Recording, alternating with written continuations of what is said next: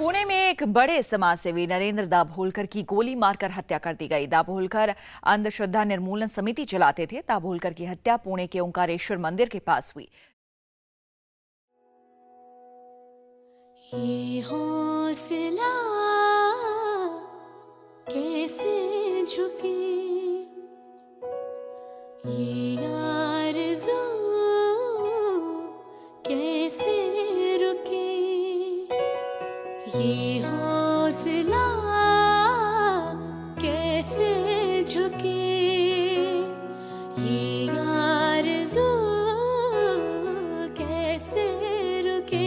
मंजिल मुश्किल तो क्या, धुंधला साहिल तो क्या, तन्हाई दिल तो क्या।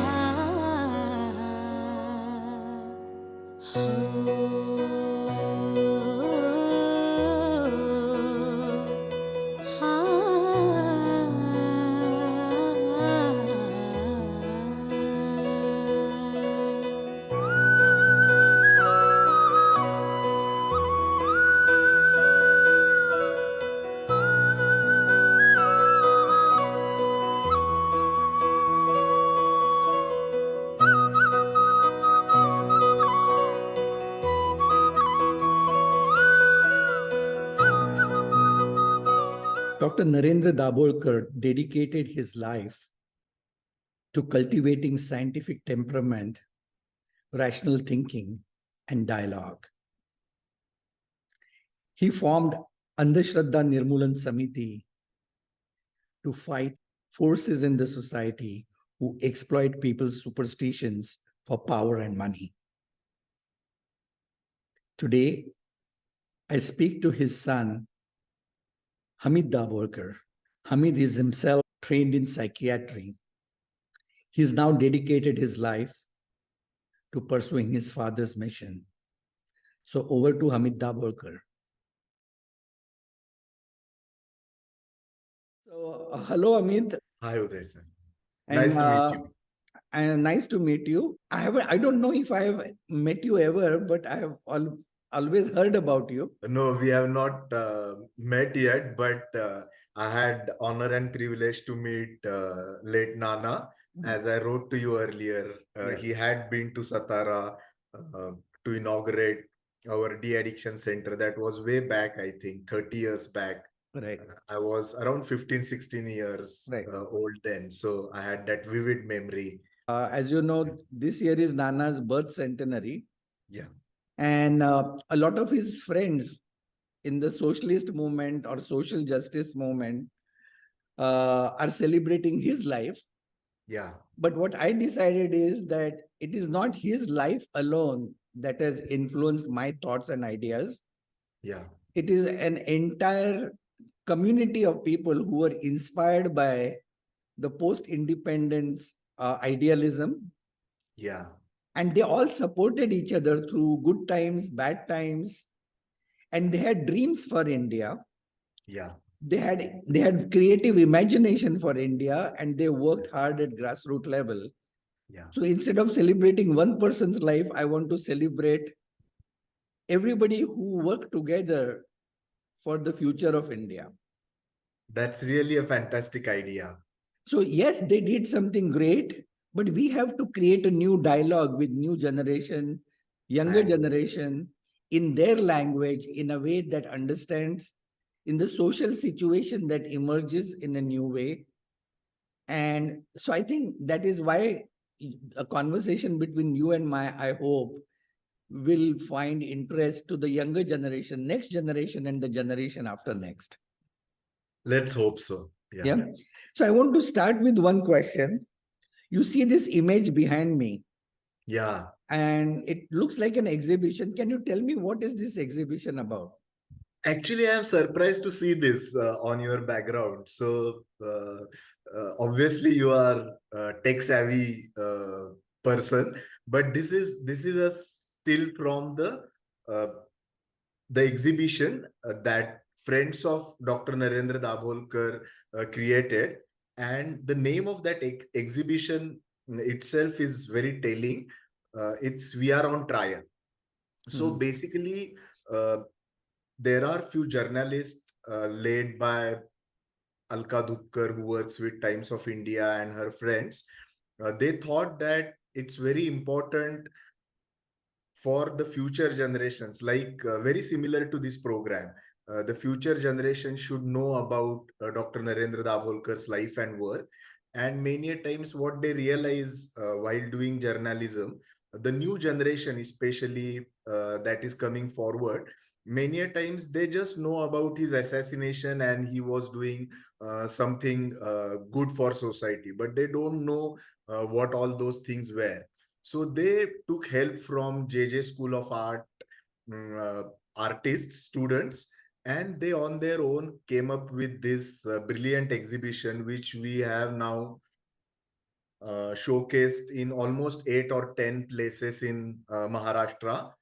And it basically has 3 or 4 different categories, which talks about personal life of Dr. Narendra Dabholkar, his work for the Andhashraddha Nirmulan Samiti, the public movement, and the other works he had relations with, like Sadhana, Parivartan Trust in field of mental health, and obviously the work that he developed through Andhashraddha Nirmulan Samiti.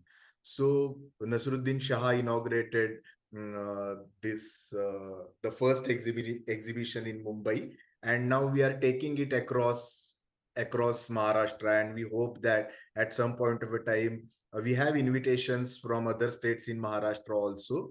But basically, it's about uh, celebrating his legacy. So is this portable? Yeah, it's very much portable. Yeah.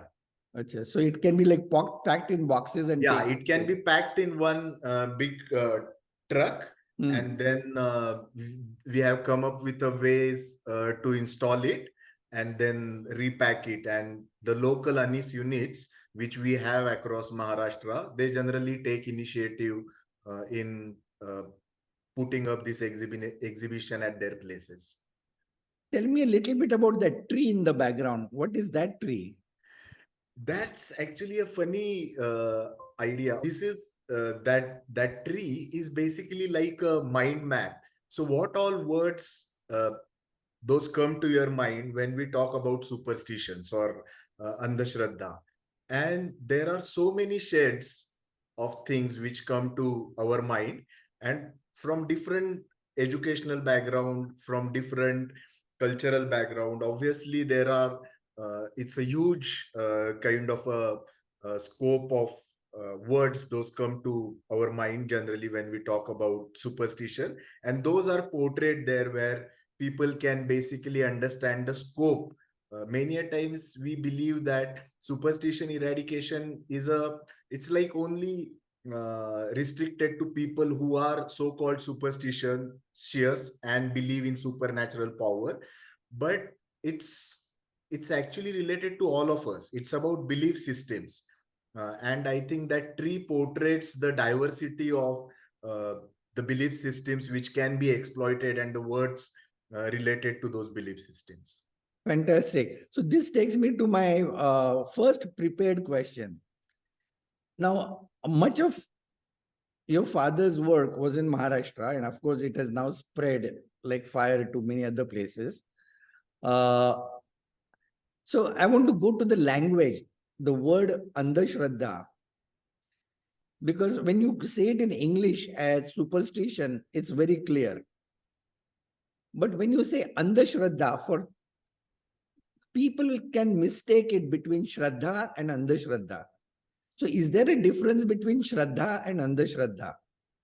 Yeah, this is, I think, the far most common question that any MANS activist is asked, and till date, because what happens generally when we talk about Andhashraddha or superstition, most of the time those beliefs are related to religion, and for most of the people in this country and even in other countries also, religion is about Shraddha or their belief or faith into something. So rather than going into the bookish definitions, I think there are two very categorical things which we can uh, keep at back of our mind when we are trying to differentiate between superstitions and a belief. So one, which Dr. Narendra Dabholkar used to say, is the superstition many a times, and the kind of superstitions against which we work are most of the times exploitating. So they exploit you in some or other way, which are potentially detrimental to a good quality of human life.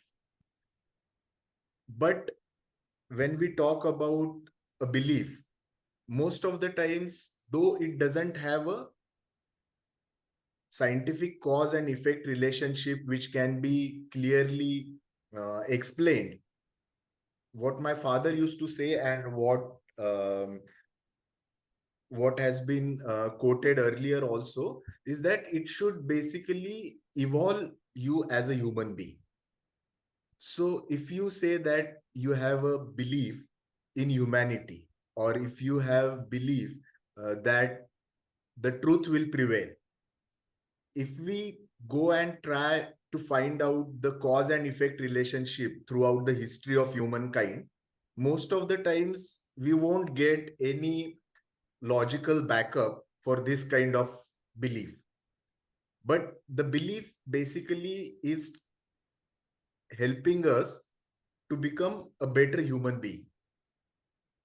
So those beliefs which basically help you to become a better human being are still understandable, and we are not against that kind of a belief. But when a person is not ready to question his belief systems and when they become exploitative, these are two basic, I think, gross differences which we should have between a belief and a superstition. So this is very good explanation. Uh, Again, coming back to the Marathi language, Shraddha and Andhashraddha. Have you or has Anis been able to explain the difference between Shraddha and Andhashraddha?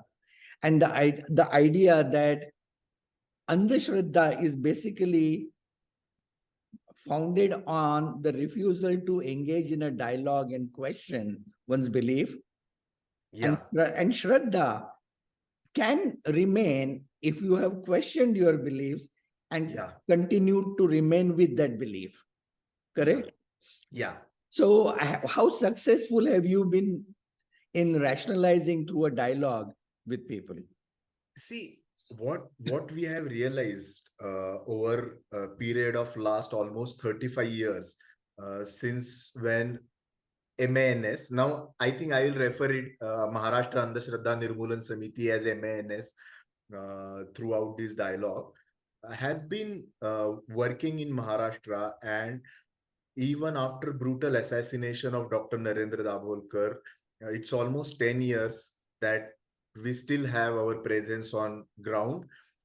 And in any nook and corner, anywhere in Maharashtra, if there is an incidence which is related to this kind of uh, things, which can be potentially related to differentiation between belief and superstition, people approach MANS, media approach MANS.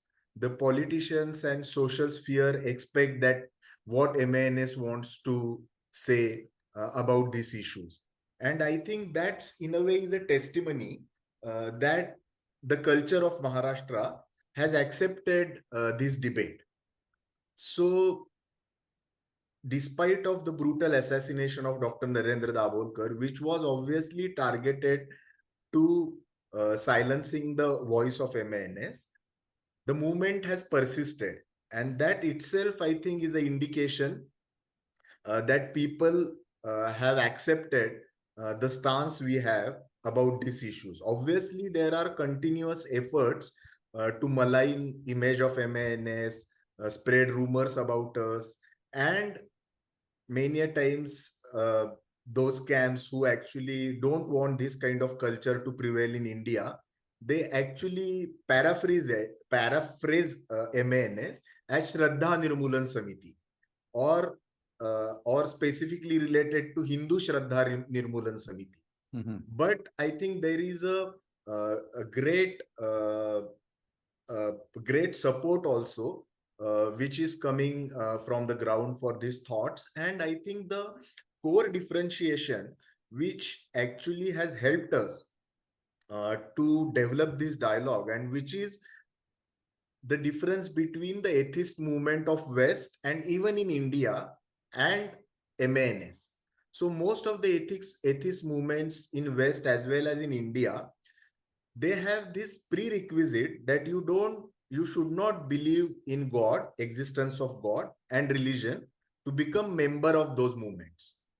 But what we actually refer MANS is not atheist movement, but it's a rationalist movement. So it's basically talks not about atheism. Atheism obviously can be one output or product of this whole process, but the whole focus is on rationalism. And when we talk about rationalism, as there is a cause and effect relationship which comes from the scientific temperament, but then there is this spirit of reform and humanitarian values also which guide the path. So we don't say that to become member of MANS you should not believe in God and religion. The stance is very open. Basically, we should be open to scrutinize our ideas of God and religion, and we should be clear that there should be no exploitation on the name of God and religion. If you are ready to accept these two things, then I think everybody across religious belief systems and from the atheist background also are welcome. And then this allows us to create a dialogue with the society. So the belief and superstition is not a static kind of a thing. They keep on changing. It's a dynamic concept. And I think rationality and irrationality itself is a spectrum. And we all now, with the evolving brain sciences and the studies in psychology, all of us know that we also fell prey to such things. Many a times people who work in rationalist movement, many a times we also fall prey to fake news. We also fall prey to forwarding them, even though with the good intent, but we have a brain circuit which actually makes us vulnerable for that. And so we are against this so-called rigid dichotomy. And that has actually, coming back to your question, that has actually resonated a lot with the common citizens of Maharashtra. And in a way, what we think that it's not a new thought for Maharashtra. The whole saint tradition, the Warkari tradition, as well as the social reformer tradition, most of them have actually talked in this language. So as one of the very well noted thinker from Maharashtra, Professor Yashwant Sumant, who is no more, but he was a strong supporter of MANS in throughout his career. What he used to say is that MANS is a movement of making a God-centric religion more human-centric. Or like Professor Sadanand More, who is direct descendant of Tukaram Maharaj and a philosophy professor also, as well as a scholar of the saint and social reform movements in Maharashtra, used to say that Dr. Narendra Dabholkar was actually friend of religion. So it's not actually an antagonist stance. And when we take this kind of a stance, I think it becomes a bit easier for community to accept it. And it creates a position to have dialogue. But at the same time, I want to underscore that this is not a strategic move. This is what is our well thought out position. And so to say, we believe into it. So this is a very good explanation. So I have one question here. When I think about Gandhiji, or let's start with Gandhiji, or say Sane Guruji. Yeah, they both had a prayer. Yeah.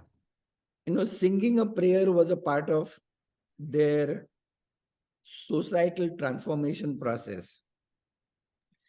I grew up singing Sane Guruji's both Deha Mandira, Chitta Mandira, Karacho Ekachi Dharma. And what I realized is I was always rational, I was always science. At one point, I was also vehemently a denier of God, though that idea softened in my interactions with people because I realized it alienates more people than uh, uh, propagates my Change belief, them. and I don't have to impose my belief on others. Yeah. But when I sang Sane Guruji's prayer, it creates an entirely different emotion in me. And I realized that be it Sane Guruji or Gandhiji, they understood the bhavuk core of Indian population. And they were bringing out thoughts of social justice, of humanitarianism, of equality, by appealing to the goodness in people. Yeah. And if that goodness required a structure of a prayer, they very intelligently embraced that. Yeah. And I found that the environment in which I grew up, primarily rational socialists, and people closer to me,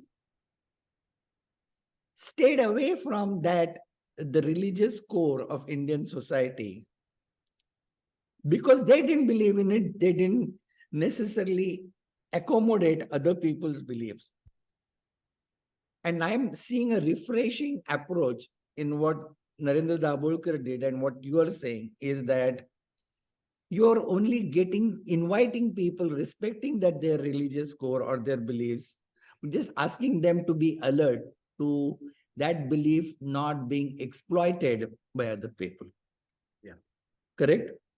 Yeah, I completely agree. Yeah, and it's a process, as all of us know, that it's a process. It's not like one day you are believer and the other day you are not believer. It's a process through which a person evolves. And like you earlier referred to Sane Guruji and Gandhi. what actually he used to say, Gandhiji also. Mhm. So what Saneguru used to say, the same poem that you referred to, Khara to ekachi dharma jagala prema arpave. So if somebody is talking about this religion, which means spreading love, then I think I don't have any problem with that kind of a religion. Or the same religion that was basically uh, uh, 300 years before talked by Tukaram Maharaj. Uh, if somebody is thirsty, then giving them water is, if it is your religion, then I don't oppose it. If somebody is hungry, then feeding them, if that is your religion, then I, and Dr. Narendra Dabholkar also used to say that I am pretty open to embrace all those individuals who want to believe, who want to put their faith into humanitarian side of religion. So obviously, the reason religion has persisted throughout the history of humankind for so long, uh, though it has an exploitative angle, though the organized religion can create many issues and we have seen that again and again in human history, but it gives human mind a opportunity to transcend also. So beyond their humanly or animal instincts. So there is no reason we should not plug into that. And that's what we that's what Dr. Narendra Dabholkar has said, and that's the path of Andhashraddha Nirmulan Samiti. And I think that's the reason why he was killed also.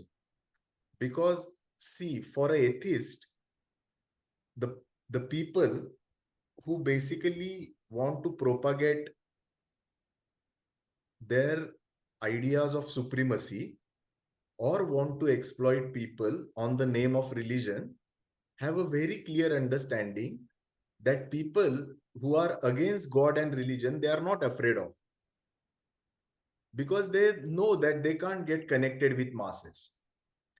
One becomes a threat to this kind of organized religious cults and uh, even movements who actually want to spread inhumanity and acquire power on the name of religion.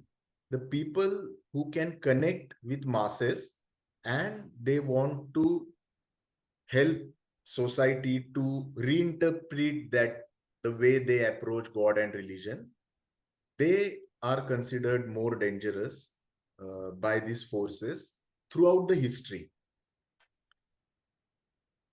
See, So, that's the reason Mahatma Gandhi was also assassinated. yes, He was a strong believer, but as as as as we are aware that in latter part of his life, earlier he used to say Ishwar hi satya hai, and after meeting the atheist Mr. Gora, he actually changed that to satya hi Ishwar hai. So if truth is God, then he is actually talking about scientific temperament.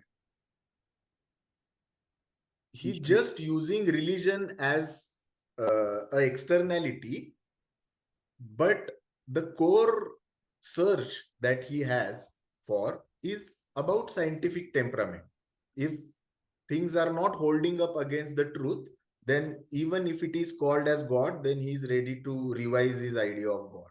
So I think at heart of it, there was this spirit, though they talked the language of religion. that is very interesting.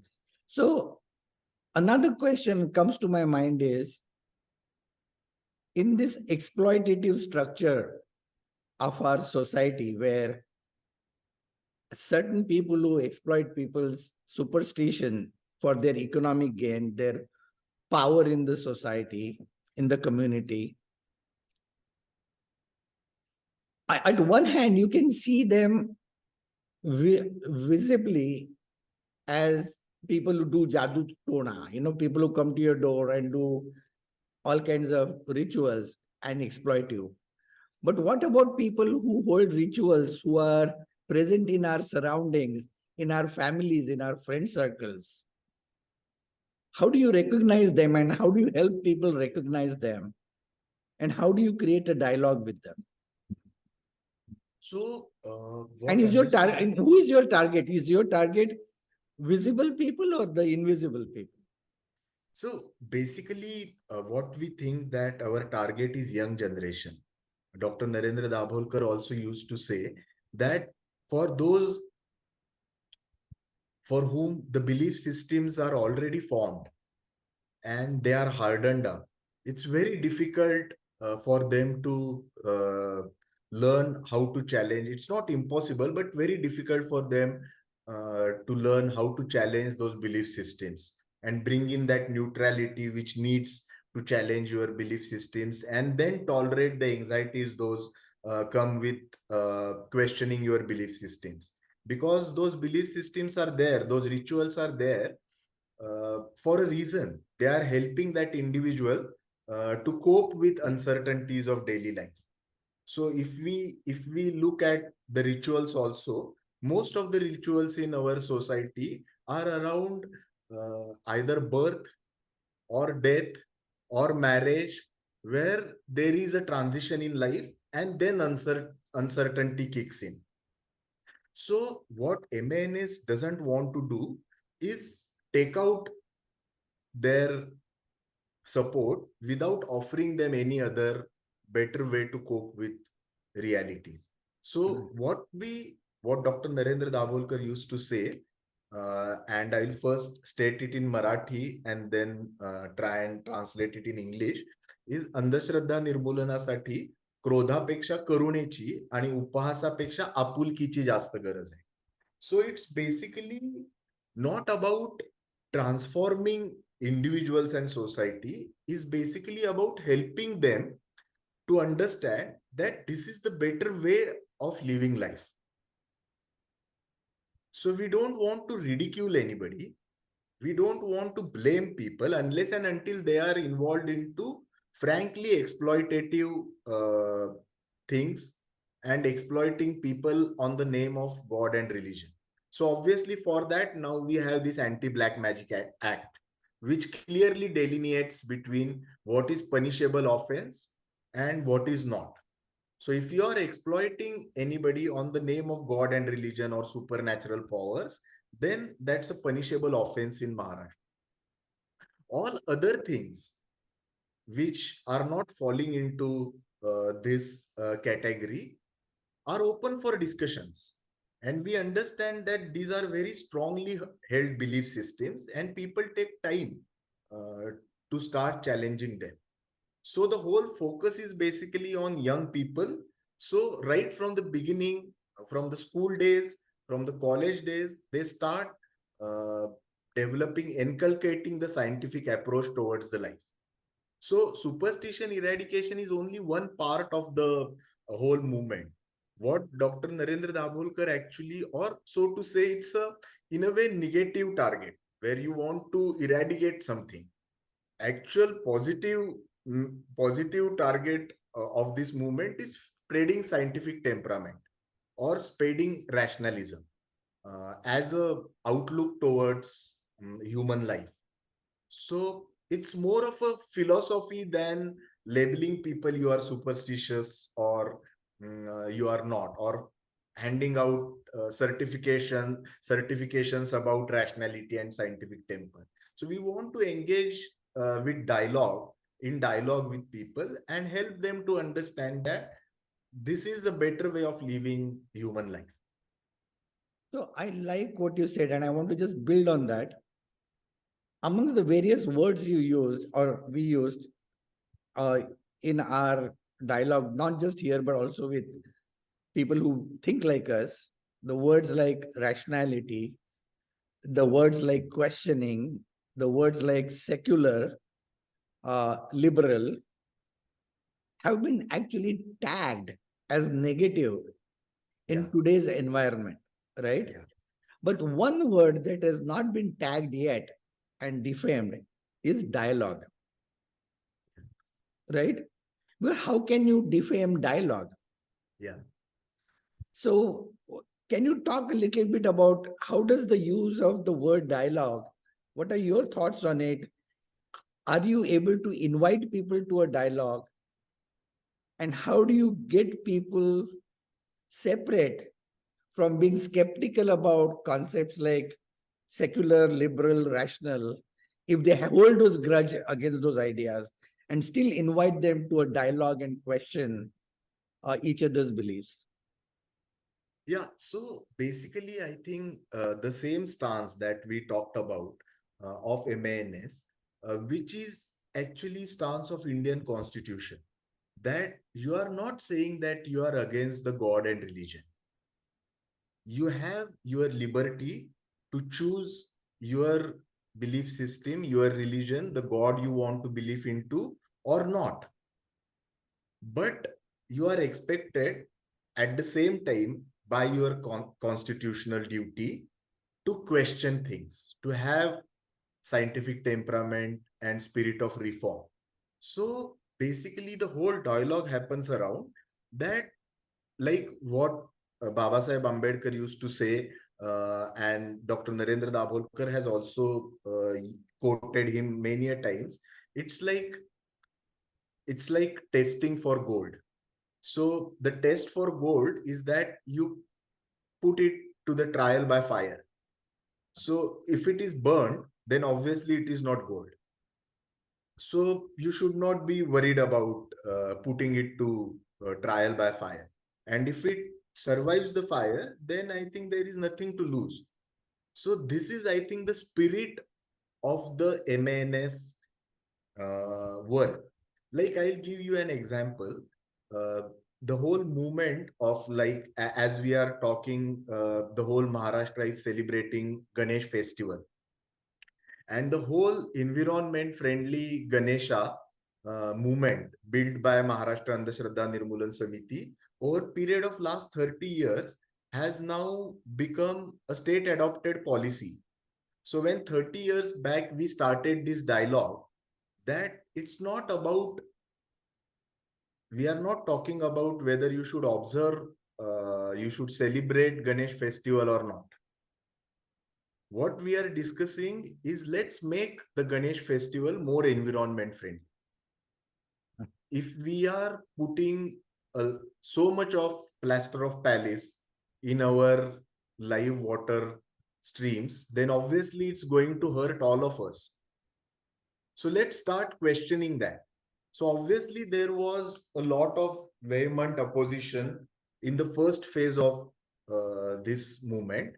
But over a period of time, as we persisted with the dialogue, and we were not ridiculing their religious idea, we were repeatedly telling community that we are not against your belief system, we are not against celebration, but let's create a platform, let's create an atmosphere where we can have healthy dialogue around these issues.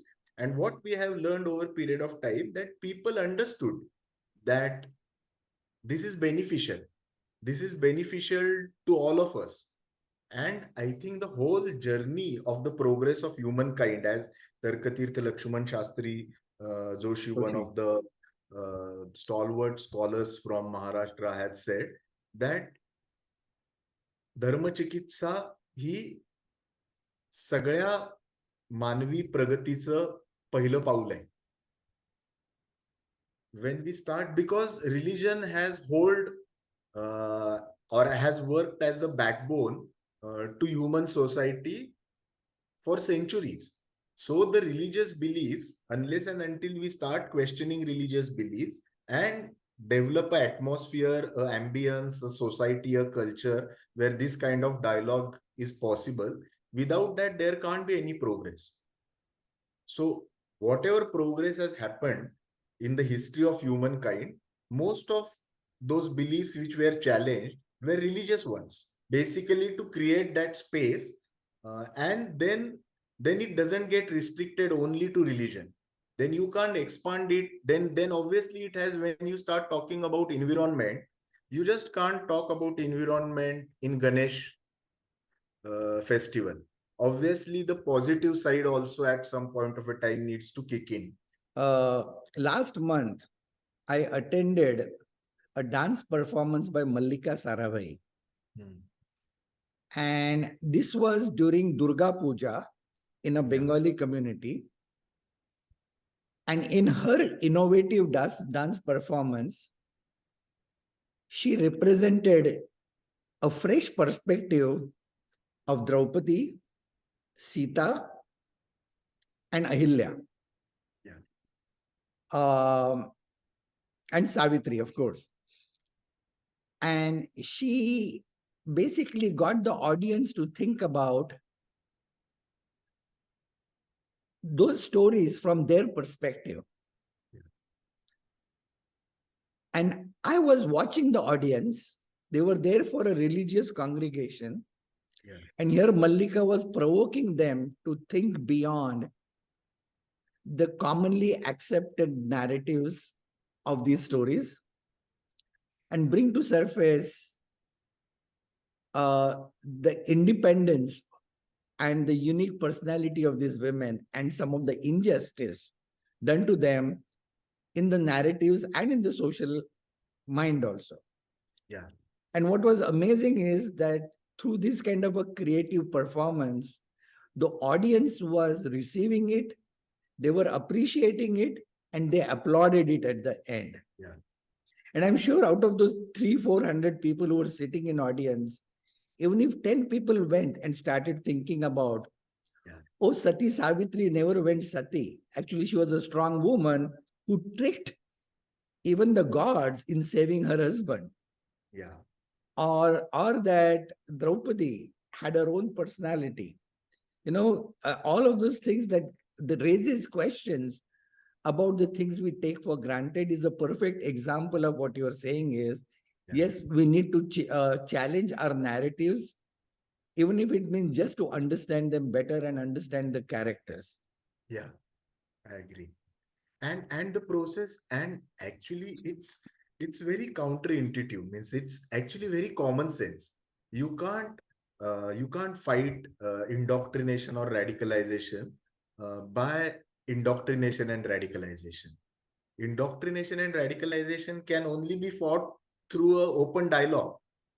That's what they don't want. That's what they are afraid of. I don't want to do othering, because I think that's one thing I've realized creates walls. Yeah. These days,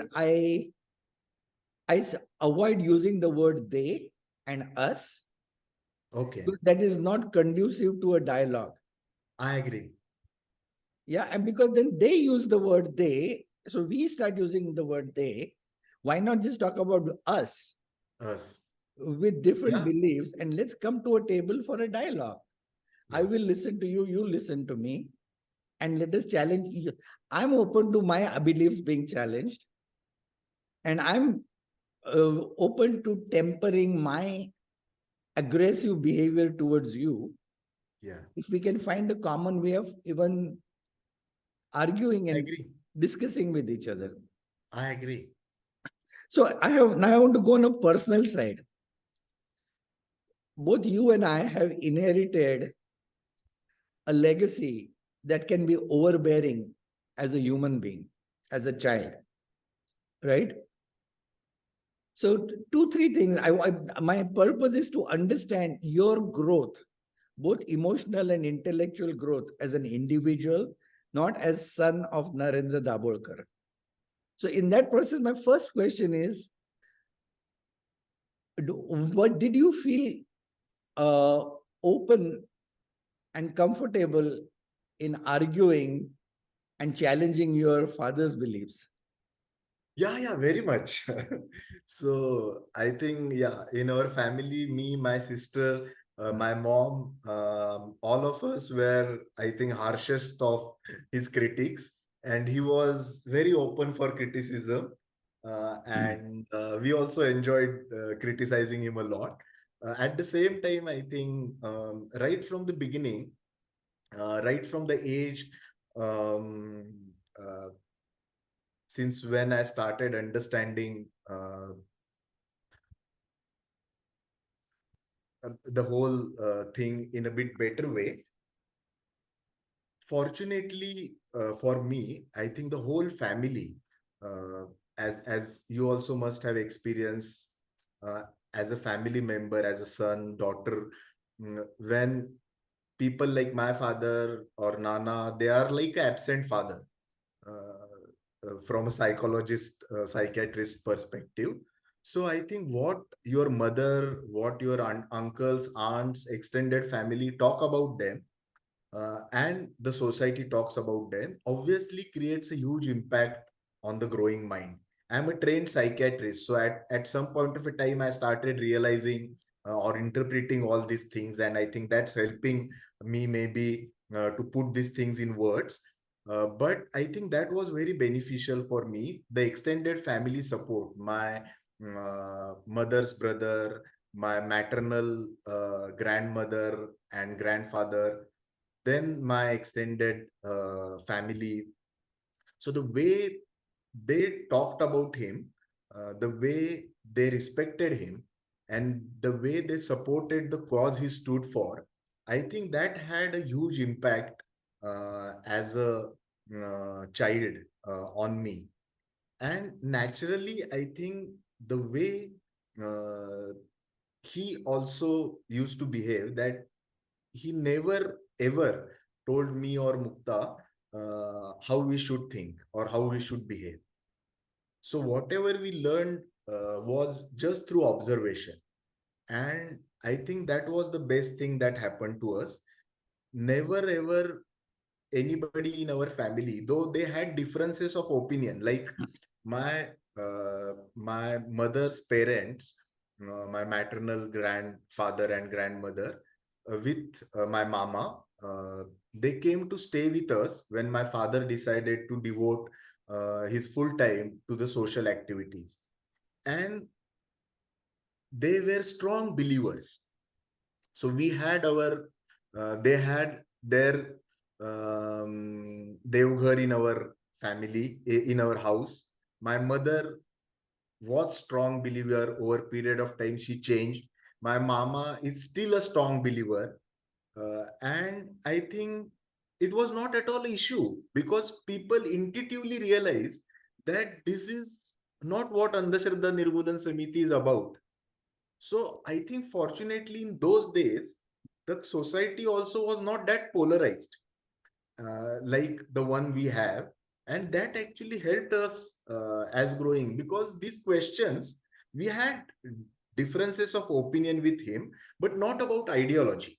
It might be about the way certain ideas can be communicated, or how much time one should dedicate to the social life and family life, and the approaches one should have about spreading these thoughts. But fortunately enough, I think we never had any serious arguments about mm, the fundamental belief systems, and that actually helped us a lot. But at the same time, I understand that it's a huge burden to carry, and especially after his assassination, I think, where he was not there to support us. Uh, it was a and still is a uh, serious challenge. So when you asked, actually invited me to join this discussion, the first question that came to my mind is, do I really belong here? So I think that uh, that uh, that doubt always remains with you. Right. So another difficult question. After your father passed away, psychologically, have you felt any change in any aspect of the freedom of thought or freedom of belonging to a community or a cause? Has your sense of autonomy in your own internal thought process and belief system, has it changed since he passed away? Yeah, actually, significantly. So I think, if I meet myself 10 years, my version, which was 10 years back, I think that would have been completely different. Means what me and my sister Mukta always keep talking about, that we never ever in our imagination thought that we'll be able to um, even do 5 or 10% of what actually we were able to do with the help of our fellow Anis workers in last 10 years. So it was more of an emotional reaction by us, that he's killed, he's assassinated, and that is for the cause that he's killed. And with whatever power and strength we have, we need to fight it out. That was the only understanding we had, and then we just went into it without realizing what we are up to. So obviously, and when looking back, I many a times I feel, and still I feel, that I don't know from where we gathered that kind of a strength. We have surprised ourselves also, that something like this can come out of. Means I have surprised myself also, that I can, I would have been able to do things like this if tragedy of this magnitude, if it would not have happened, I would not have been the same individual that I am now. Because I'm a trained psychiatrist, I was working in my field of my liking, community mental health, and enjoying what I was doing. But obviously, fortunately for me, I think the work that my father was doing and now we are part of is in a way extension of the work that I was doing. So it's not actually radically different. So it was in a way relatively easy for me to reconcile.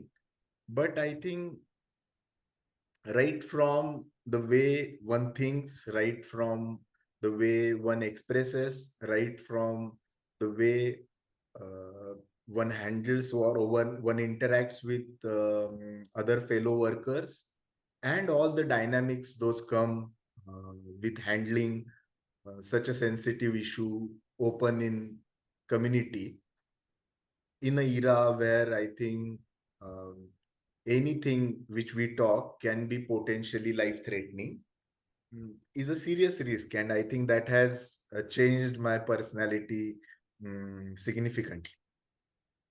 So I want to take one step uh, to the future.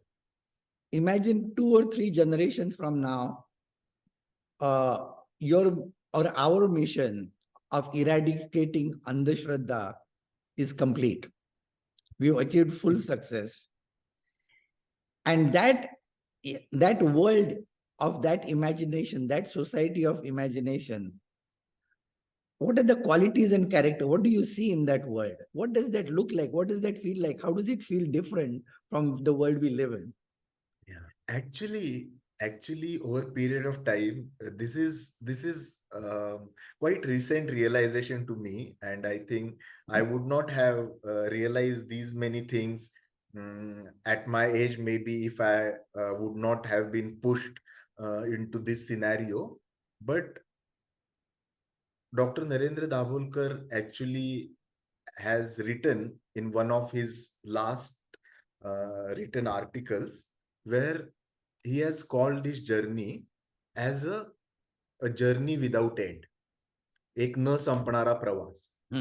So basically it's at and now as I work in this field, I realize what he actually meant by a journey without end. So though it's a movement for eradication of superstition, he always wanted to work for rationalism. Superstition eradication was just a starting point to open a dialogue in society about scientific temperament and rationalism. And even with superstitions, there was earlier said that when people start getting educated, if the education systems are good, then they get away from superstitious beliefs. And as you are in US for so long, and when I visited US couple of times, I realized that even in New York, almost every alternate lane near that Statue of Liberty, there are tarot card readers, there are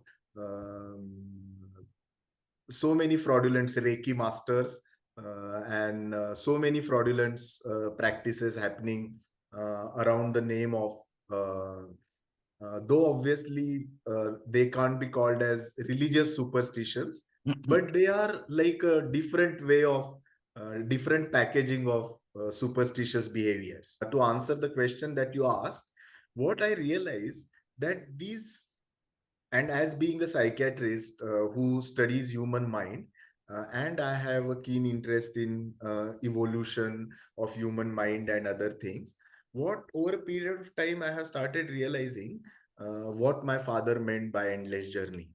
So basically it's a process, it's not a destination. So you are not going to achieve a destination with kind of a neurobiological underpinnings your brain has. You always will remain susceptible to unscientific ways of thinking because that's ingrained in our brain. If sufficient pressure is put on that, then obviously that will come up. So I'm not sure whether we can, even in a utopian dreams, can imagine of a society where there won't be any superstitions.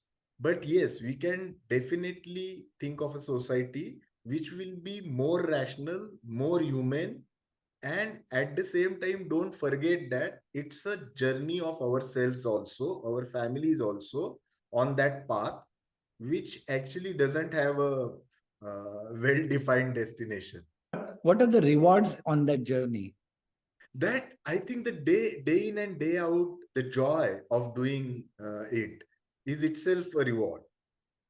So what my father used to say की तुम्ही जे करताय त्यात तुम्हाला मजा आली पाहिजे. So the joy of what you are doing, and I think then you are living a better life. If everything that I am doing in my life is at mercy of somebody else, then what is my agency? What is my contribution? So I think, like what Buddha said, so it's basically the struggle that we have with ourselves, and the only thing that we can make of ourselves is better version of ourselves. And I think what better joy an individual can have than that. So one question I have is, what do you think about the idea of spirituality? Yeah, increasingly I am reading about it, and which is very central to my reading nowadays, uh, which is spirituality without religion. So spirituality, uh, basically, many a times in the so-called colloquial language, is always related to religion. But it's not necessarily required that it is related to religion. The two books which I finished reading recently and which have influenced me a lot, one is Moral Landscape by Sam Harris, where he talks about spirituality without religion. And the second one, which I am reading, which I just finished reading, is Awakening. If you have not seen those books, it's a must thing. Yes. But what this Awakening basically argues about is that, and which is actually not very complicated, what it talks about is that human brain itself has a innate tendency to seek for something which is more than themselves, which we generally refer to spirituality. So, and science is now approaching it with lot of openness and understanding it as one of the important needs. So, if we talk about spirituality as Gandhiji talked, or as Sane Guruji talked, which is about believing in good, transcending from your humanly motives and desires. So if that is the spirituality, and like all other words that we earlier said, we used with negative connotations, this word also actually we have used it to be abused. Actually, we have allowed it to be abused by people who just connect it to something which is mystical, which cannot be decoded into words and by science, and hence it is supernatural. But now this version of spirituality, which is very much embedded into brain sciences and which is very much related to how you live rather than what heavenly pursuits you have. I think that spirituality is a matter of a lot of interest to me. So would it be fair to say that the journey of Andhashraddha Nirmulan can pass through the forest of spirituality? It has to. It has to. There is no other way around. See, actually, rationalism, if it's a human-centric spirituality, it's about how you behave more than any other thing. So many a times people used to refer to Dr. Narendra Dabholkar. People have referred to him many a times, like, and still they refer, dharma na mannara dharmik manus. So, or even one of my father's closest friends he's also no more, Dr. Anil Outside, when he wrote obituary in Sadhana about my father, he said that to me, his behavior was spiritual. Spiritual in a way where somebody who is trying to transcend their humanly desires and needs and discipline themselves to behave in a way which is helpful not only to themselves but to broader society. Fantastic. So I have one last question. Seeing where India is today, and specifically domination of Hindutva agenda,